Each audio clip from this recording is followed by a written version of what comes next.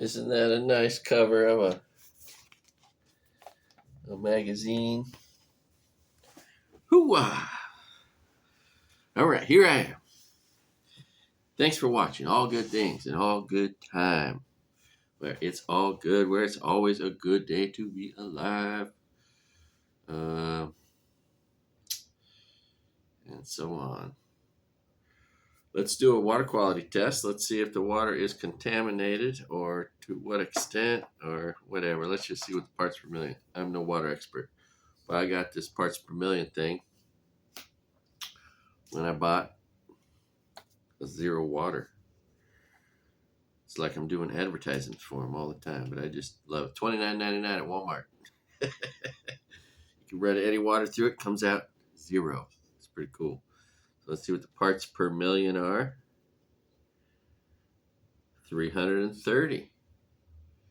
2 days ago, I got 400. Seems to fluctuate in that range but that's better than the 475, 450 I got a while back. So, but before this all happened, I got like 115, I think, in Lahaina town.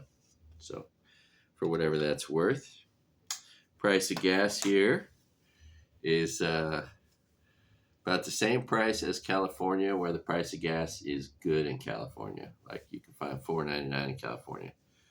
But California has all these spread out places. So there's places where it's, out on the coast or up in the mountains in small towns in the middle of nowhere in the Mojave Desert. It's $7.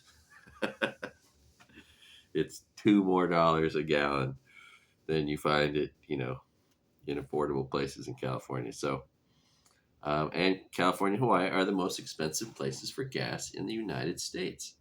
Don't know what it is in Alaska. Maybe it's really cheap because they produce it there, or maybe it isn't because it's so far away. Who knows? There's no rest stops here, so there's no rest stops reviews to do here. Although I may need to make my plan getting a van and living down by the river or the ocean in this case. Just realized if your house burned down and you don't have good credit, it might be hard to find a place to live. So that's kind of a challenge I didn't think about till recently. So that's going to be working against me. And what else? That's just and then maybe if I want to rent out an establishment for business, that might be working against me having bad credit. But there are places to rent, so I'm going to look around, see if I can pull off a miracle. Anyway, so, for comedy, I want to do a little cash-only comedy club. So many subjects to cover. I'm going to cover the positive ones as much as possible, and at the end, maybe some that are more challenging, in case I cry like a little baby. No one wants to see me cry like a little baby. I have successfully retrieved all of my belongings. They're all in one place here in this place I'm at, and so that's good. I am getting unemployment. Thank God I have a work ethic. That seems to be the one thing going for me, so that's super positive. Thank God for that.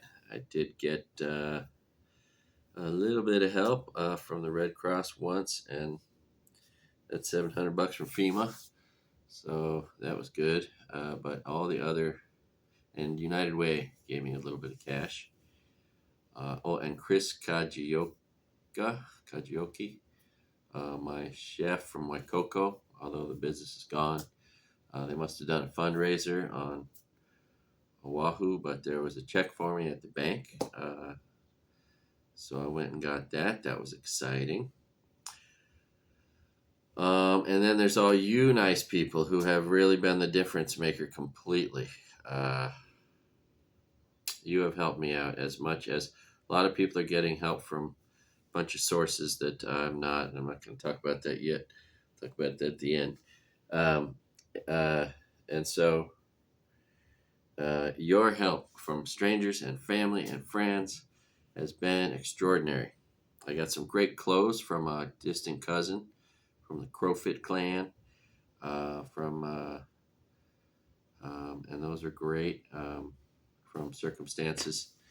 So I'm really lucky to have all these new clothes. I don't know how much longer I'll be living here, but I think I have 2 months for sure.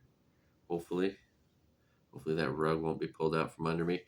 And that's wonderful to know, but still, it's not much. And then the prices of everything in town are so high that I mean, it's backbreaking. So, um, there's a chance I might be moving into a car.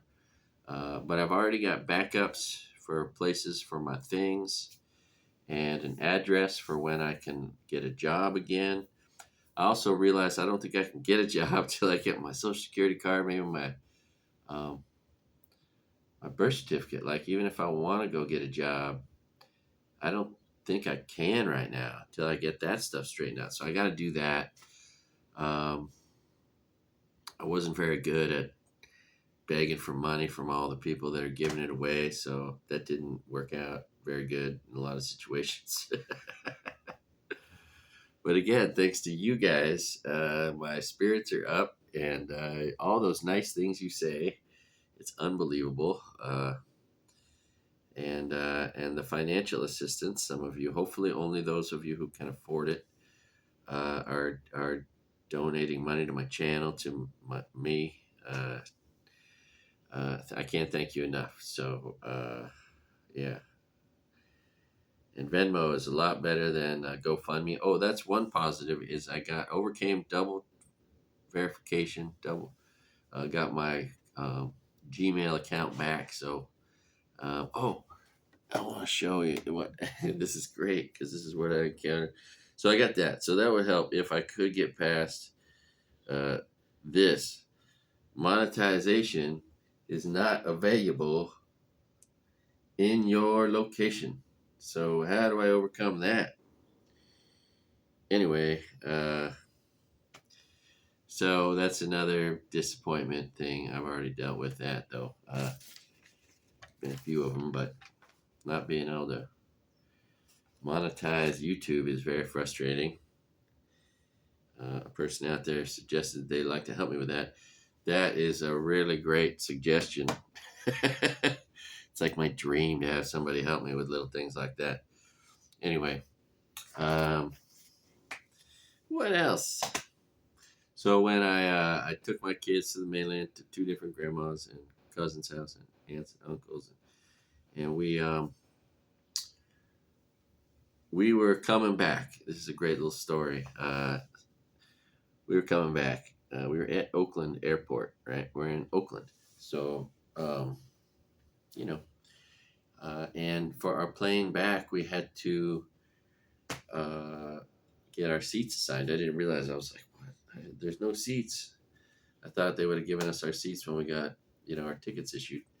But we still had to get our seats assigned. So we figured that out last thing. So we were right next to the bathroom. We were the last ones to figure that one out. So, but when we're in line, I turn to my son and I'm like, Noah, that looks like a Cam 3 mom right there. Cam 3 is the elementary school my son and my daughter went to. It burned down. So, and it's right next to the banyan tree. So I'm like, that looks like a Cam 3 mom. And he's like, yeah, right, Dad. He just dismissed me, well, I don't want to say it, so be polite. So anyway, so yeah, he just dismisses, me entirely. Yeah, right, Dad. Whatever.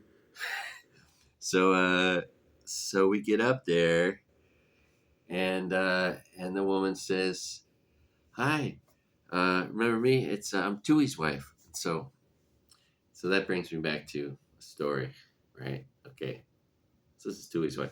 So my first week on Maui, right? Like I'd been here for 4 days, 5 days, and I brought a longboard, skateboard, and I'd been hired, and I started working my second day on the island at the Hula Grill.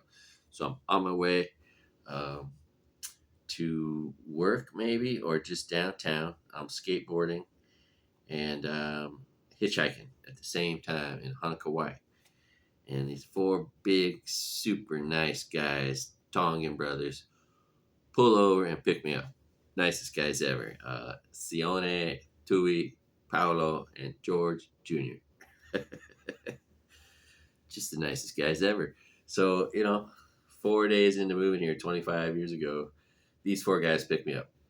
And then one of them ends up living right next door to me at the Sunrise Apartments where I lived for several years. Um, and now called the Trade Winds, I think.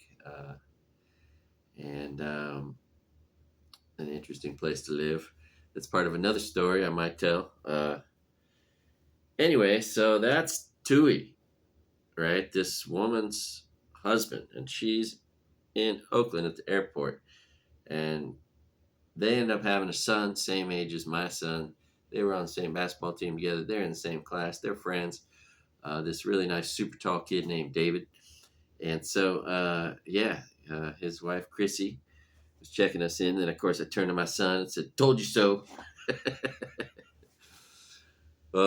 Anyway, so that was small world. You know what I mean? Like the first week I was here, I met Tui. And then coming back after the fire, after driving my kids from one grandma to another, coming back to endure this reality, that happens, which is just all things coming full circle. You know what I'm saying? It's a very small world. We are all connected a lot more than we realize. It's, not much before we realize how we are interconnected. It'd be so cool to know who all of our ancestors knew. Like every time we met someone whose ancestor was a friend of their ancestors, it would be so cool to know that, wouldn't it? Anyway, we could do that moving forward with technology. You know what I mean? Um, create a space for that. Anyway, let's see. Obviously, it's been since I got back. I haven't done any of these things. The world has been on fire. There's been a lot of really depressing news. In addition to living in a really depressing situation here, it's pretty weird now. We have tourists walking around. Tourists walking around with not a care in the world. They're freaking on vacation, woohoo, and everyone else is destitute in one way or another, and a lot of people, not all of them, some people are getting all the help, which can be a lot, which is good for everybody, but, like, while some people are getting this money or that money, some of it's pretty good, other people aren't getting other money, like I'm getting social, or not social security, I'm getting unemployment. Some people aren't. So, I got, and then not everybody's got people giving them money from YouTube for telling them jokes. So that's cool. I'm lucky in many respects, even though I've also been not very lucky in other respects, and I'll get to that later if you really want to hear the negative stuff. What else? I have a friend who served many, many people. His last name is Worthen. He's a bartender at the Kain, the Hula Grill for the last long, long time. And he is, I think, going to get into one of these lawsuits. And so maybe I'll join forces with him, somewhat motivated by the fact that I've been, in several cases, rejected from the basic help that everybody else I'm seeing is getting, and so on. And so it's kind of frustrating enough to the point where maybe I should do that, and because I'm getting no help from anybody. And then what else? I just saw a Dickie V special on ESPN. Guess he lost his voice for a while. Maybe it's come back since this thing was filmed. But he is one of the nicest, maybe the nicest most engaging, most entertaining people I ever waited on as a waiter. And I've waited on almost a million people. um, so, man, I was thinking about that. He really nice. So that's a good little story. He was asking me about myself, and which made me think, I should ask people about themselves. So if you're one of the nice people who is donating money to me on Venmo or GoFundMe, which I finally unlocked, that's the one positive. They needed more documentation, so I got that to them in time. Other things time out, like, oh, sorry, you're just too late to get help from us. Anyway, so that's good, but Venmo seems to be a lot better. Nevertheless, I realized I should get outside of myself and be interested, because it is interesting. And if I write a book, I think it should be about a bunch of things put together. One of them, interviews of the people from my community, which I'll do more of, but then also the stories of the people who give randomly to strangers or friends um, who've suffered from a tragedy or this tragedy. That has got to be some interesting stuff, right? These people are the best of the best among us, the amazing. And would be great to know a little bit about those people. So if I wrote a book about all this, and including some of my stories, uh, I think that should be part of it. So anyway, if you're a person who donates money to me, don't be put off. And if you don't feel like sharing, that's fine. But I'm just curious about who you are, right? Isn't that something that would be interesting to learn about? So I was thinking about that. If you heard the story, as the story goes, I was a guest at the 49er training camp at the end of my second ride across the United States of America. Uh, and it's a longer story. There's a whole video about it. But part of the story is how nice Jerry Rice was. I only had one of his cards to sign. And so after he signed it once, he's like, "You got anything else?" I'm like, "Well, no, but you can sign the other side." So, and I say it was saved in the fire. I thought I might have taken it out to get it graded, but here it is. I think it's a second year card too. But Jerry Rice, he signed this side and this side, which is just hella cool. It'd be cool to get it authenticated and graded. I might like to sell it if someone has an idea about wanting to buy it from me. That is pretty special, because I don't know how many cards Jerry Rice signed twice. And it's a second year card in pretty good condition. I don't know. We'll see how it grades out. But of course, I got to send that to PSA. Right? I got these cards here, and I was thinking I might try to sell these. Like, if anybody wants to bid, you could like Venmo me $1 or $5 and bid on something, and then whoever bids the most, if there were more than one, I could just give me your address and I'll mail it to you. It's pretty easy to mail baseball cards. That's one cool thing. But I was looking at these. I was thinking, I got LeBron James, rookie, high school, 10, but graded by a terrible grading company. HGA graded a 9. Shaq, rookie. It's pretty sweet. In his college uniform. It's a college card. Ken Griffey Jr., I think it's like a second year card. Ken Griffey Jr., Top Stadium Club, a 9. Beautiful card. And then I got a Jordan, like a 5th year card, 92, 93. One of the years he won it all. A Slam, Jam, I can't even see. 92, 93, yeah.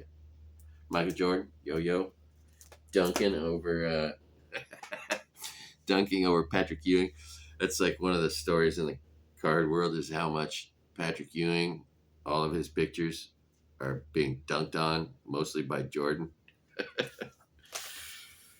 Anyway, I was thinking, so yeah, if anybody wants those cards, I wouldn't take much to get them off my hands. Tell you what.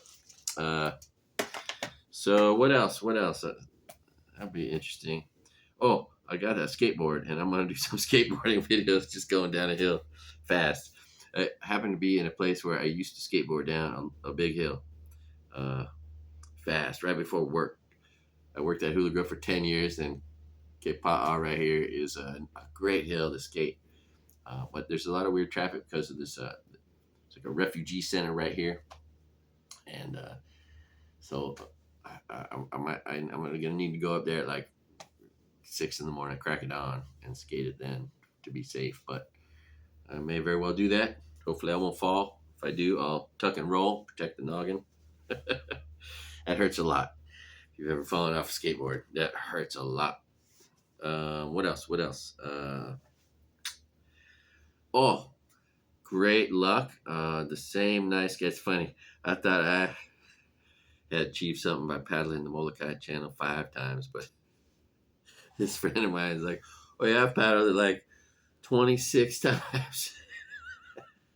26 times the Kaiwi Channel. That's crazy. So anyway, um, this gentleman who's letting me keep my stuff at his house when I needed to, or if I need to again, he just gave me a surfboard, a brand new stand-up surfboard. That's like probably a competition board. He won it in a raffle. He's a guy who's like sponsored and paid to do sports stuff. Waterman, just a great waterman. Um, and a nice guy. He's in my fantasy football league anyway, which I'm 3-3. I'm 3-3. I'm tied, and that means I could go any direction from this point in my fantasy football league, just like most football teams in the NFL. They're at a pivot point right now. I'm gonna take you up into the West Maui Mountains. That's one of my favorite places. It took me a while to discover the West Maui Mountains because I was so distracted with the beautiful ocean. But yeah, I'm gonna try to get you up there and make some nice hiking videos. What else? What else? It'd be cool if I could go underwater. I had purchased a camera that I could go underwater with, but it burned up in the fire. Let's see. What else? What else? Um,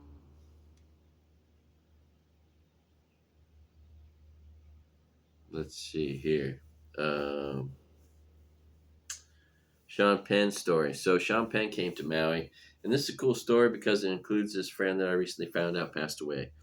Um, Frank Trejos worked this one section where I don't even think they have tables there anymore. It's in front of there where their service bar is.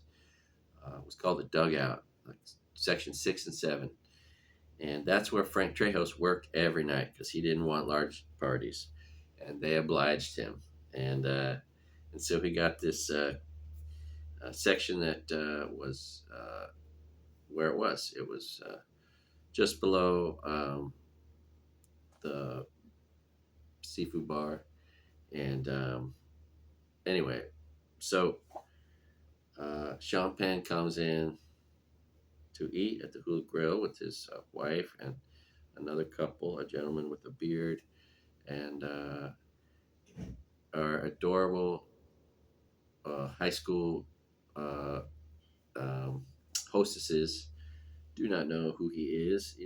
A local girl, 16 years old, 17 years old, who still works there now, 25 years later. She didn't know who he was. Right? So um, she puts Sean Penn and his friend and so on in a table that is not special at all. It's right behind the hostess stand. Again, where right now they don't even have tables. Uh, but right behind the hostess stand, which I think isn't has been relocated. I think they now just have one where it used to be. Anyway, there's a window, and so that's where Sean Penn was placed, and I'm pretty sure Frank Trehouse was his server, the late Frank Trejos, who passed away in the fire. So that's just nice to remember him, and he's part of this story.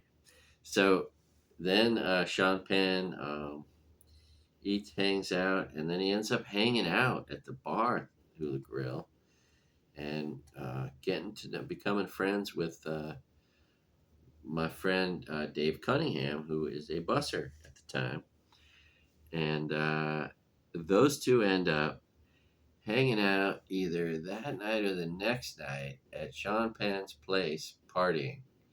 Um, uh, Dave Cunningham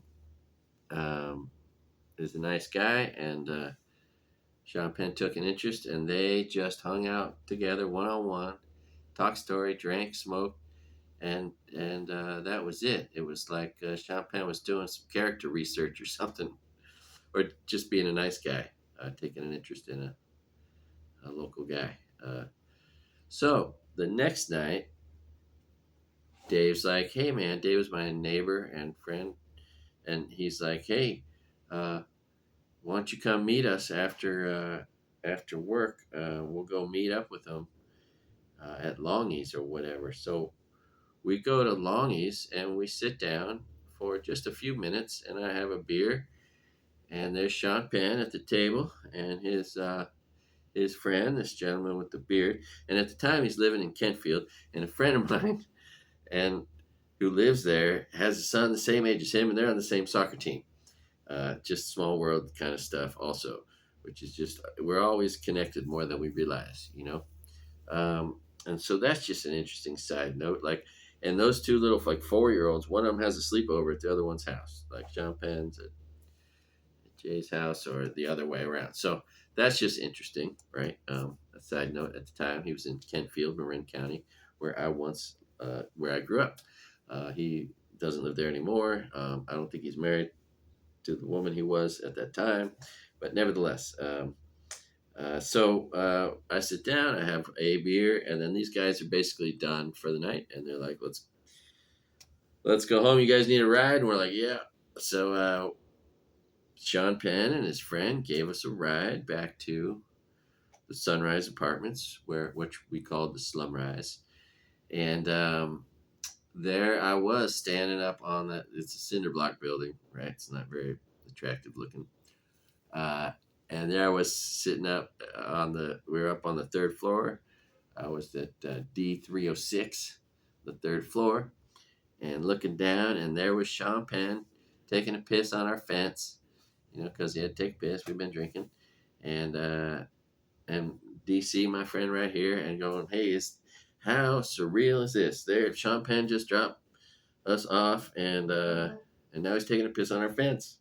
Like, anyway, it was just a moment that I relived with him many times after that. Of course, he had this fascinating experience of spending an evening with Sean Penn, which is pretty cool.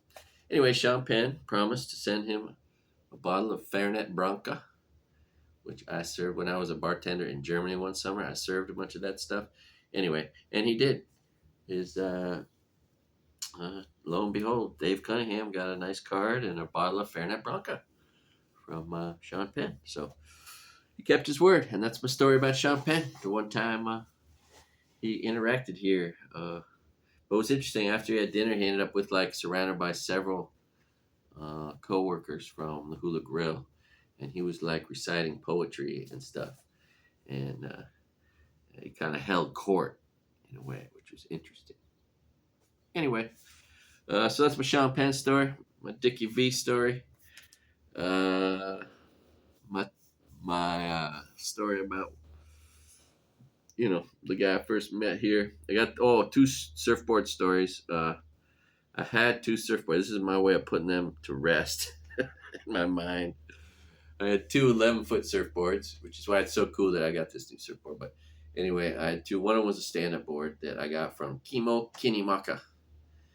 And Kimo Kinimaka was once famous because he had an MTV show called Living Lahaina.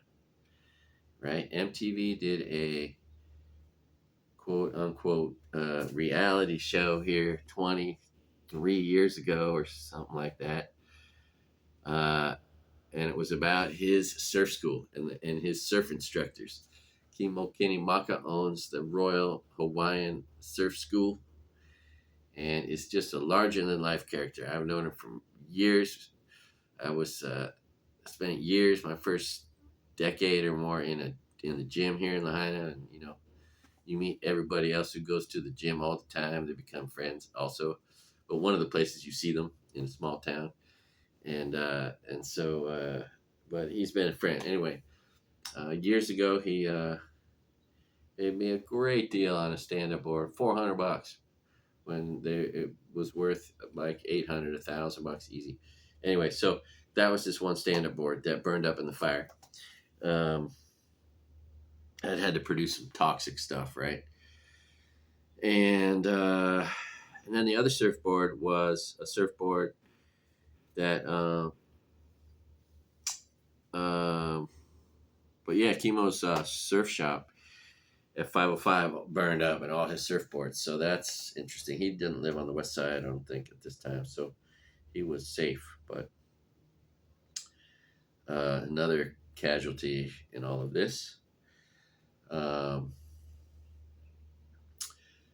and then the other surfboard was a surfboard. There was a guy here, and it's great to tell his story a little bit. Exit Surfboards, Exit Steve. His last name was Irish. I can't think of it off the top of my head. Like, Mc, Mc, you know, McFarland or something. I don't remember. Anyway, that's not it. But he lived at the Ali'i. He died in a bad car accident. He ran into a bridge, and that was very sad. Um, but he made these exit surfboards, and one of his clients was offensive lineman from the '85 Chicago Bears, Jim McMahon, refrigerator Chicago Bears, Tom Thayer, who I do believe announces their games for radio, maybe in Chicago. A nice guy. And he also lived in the Ali'i. I think Grant Windstrom also lived there, and the three of them would go out to dinner. I served them at the Hula Grill a few times. Nice guys. Um, and as the story goes, according to Exit Steve, nice Tom Thayer, philanthropically minded Tom Thayer, former offensive lineman for Jim McMahon of the '85 Bears. He says to Exit Steve, "Hey, here's my board." He donated it back to Steve at the end of every season. He would have a season here and then probably go back to work for the NFL season, right? And his whole season would be the opposite of the NFL season. So I'm guessing. And at the end of a season, he would donate it back and say, donate it just to the community somehow. So I happened to say, hey, Steve, one of these days I'm going to have you make a board for me and my kids so I can take them out. And he goes, I got one right now. And he takes me to a house on Front Street, big greenhouse. And there on the driveway is this beautiful board that was Tom Thayer's surfboard that he just donated to him. Every year, Tom Thayer had a slightly smaller surfboard made for him, was the story, as he improved and got better at surfing. And then he donated it in one way or another through Steve to the community. And so he charged me $200 for this board that's worth like, it was worth a fair amount. It had been all made cherry at Ding King. And it just, man, I was looking for a Chicago Bears fan to sell it to like that. That's what needed to happen with that thing. Anyway, so those are the stories of my two surfboards that burned up in the fire, and now maybe I can stop thinking about them now that I've told that story. But it brings up some interesting people and stories from my little town. So yeah. What else? So much to talk about. When I was in Idaho, I went to the Idaho Historical Library of the state. They have a vault there, and in there they had this one thing I lost in the fire. I had two of these books. They have two of the same books I had two of, and there in their vault is this book written in I think 1949 called "The Sketch Portraits of the Men Who Made Idaho." And although my great grandfather was born and raised in Northern California and was stationed out of San Francisco and owned and operated mines in Alaska, he also was the president of the Bunker Hill Sullivan Concentration Company and other mining operations in Idaho, and was influential enough in Idaho to be chapter 2 of this book. And it's like the best place. There's just nothing like this source of information because this guy really did his homework. And while it is a boring read, I am going to read it in a future video on YouTube, because it's also like one of the best untold stories in American history. Like if you see a History Channel documentary about the history of mining in our country, you might just say, why is there never any mention of this guy? When you hear this chapter read, if you can stick through how boring it is at times, there's a couple spots that are not very boring at all. It's like, oh my God, there's a couple things in there that are so amazing. It would make a great movie just based on one thing. Like, and then the other thing is so interesting because there's all this bloodshed and mayhem in the story that would make it a good movie also. So there's a couple aspects, but anyway, I have this strange dream of wanting to go to UC Berkeley, get in there. I've completed the stuff to transfer, so it's possible. But if I could get in there with my grades, I would just want to study history, get a history degree, a bachelor's, master's, PhD, shedding light on the history of American history, but where my family fits into it, because the stories aren't told. Like this woman was the first woman in America to run for office and be elected in the 1880s, unless you got any other examples in America. And they don't even know about her in the Historical Society in Nevada City, where I went recently and talked to them. And like, they don't even know about her. And that's crazy. So her story needs to be told. But her son has a mountain named after him up in Alaska. And that's this guy who I have a chapter written about. So then it describes most of his accomplishments. I wish it would tell me where he buried some gold, because while he was super successful and like a billionaire in his day, none of that wealth trickled down, which is an interesting story in of itself. If you see this house, this is a mansion at 2716 Pacific Avenue in Pacific Heights, like a block away from where Nancy Pelosi's husband was attacked. Anyway, I don't know if I'll post. I made a little boring video about in front of what's there now. There's one concrete pillar there that was probably put up same time that place was built in 1906. That was torn down in the 60s. But I have some. You'll see videos. I'm about to start posting. I got a DVD player. I'm going to post videos of my grandpa's home movies. And you're going to see videos of these little kids playing in front of this door on this driveway that was around until recently. That driveway's finally been paved over. They built a garage on the street there now. But it was the driveway, and I think like a building in the back are still there, or was still there, from the old house. Anyway, a lot of stories in our family about that house and the people in it. But also, I have videos from there because my grandpa was making videos when no one was in the 30s and 40s, and thanks to a family friend, they're on. Oh, by the way, I should have said this straight up, but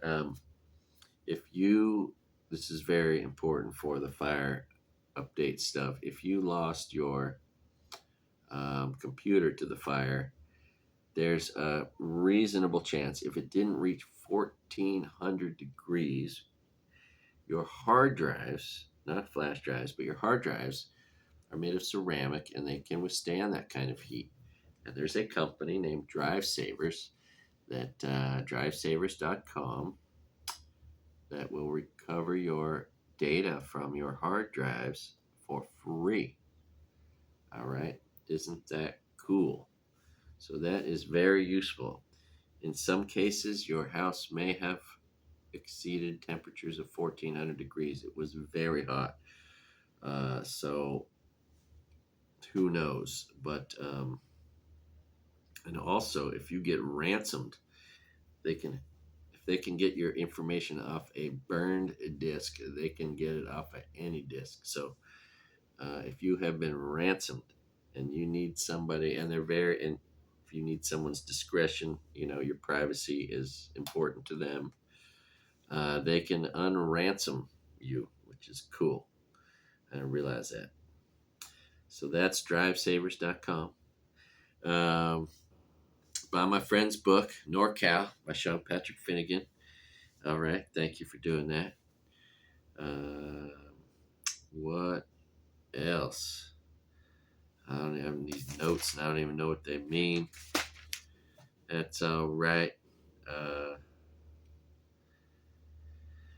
Gonna do walking tours of the beach here and other places. I didn't realize it, but I did a walking tour of the last Lahaina Halloween. Wouldn't that be interesting if there was a future uh, Halloween that, helped us forget about everything? Anyway, God knows what the future holds.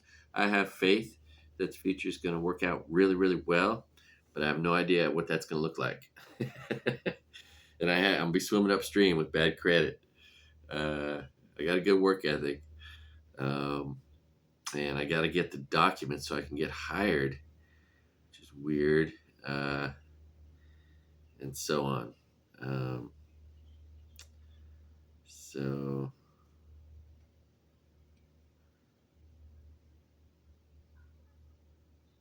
I don't know what these notes are about. Anyway, yeah. So Lahaina fire. So let's talk about the Lahaina fire. Things that might make me cry. I've been crying a lot. I've been kind of bummed out, trying to figure out what to do next, and I've been a day late and a dollar short on a lot of things. FEMA rejected me. Oprah Winfrey rejected me. A friend just recently said, "Hey, you should make that into a joke, getting rejected by Oprah Winfrey." And then Oprah rejected me and then timed me out, right? Like, I'm just timed out now. I got a rejection email and then 48 hours to upload documents. I don't know what. And I didn't get to it fast enough. I didn't see it fast enough. Didn't get to it fast enough. So I've been rejected there. And that apparently is a good one. She's given money to people, more than once. So that's very disappointing. Not the kind of thing I need. I don't need new disappointments, but okay. Of course, FEMA rejected me. That's awesome. Glad my tax dollars at work there helping me out. um, the weird number of people they say have died, 98 people. There's this woman, last name Licklider, who worked at, I think, she worked with Adam and was friends. Is it Carrie? I didn't know her, but she left the fire, the smoke, went straight to the airport, flew home, and then died. And I don't think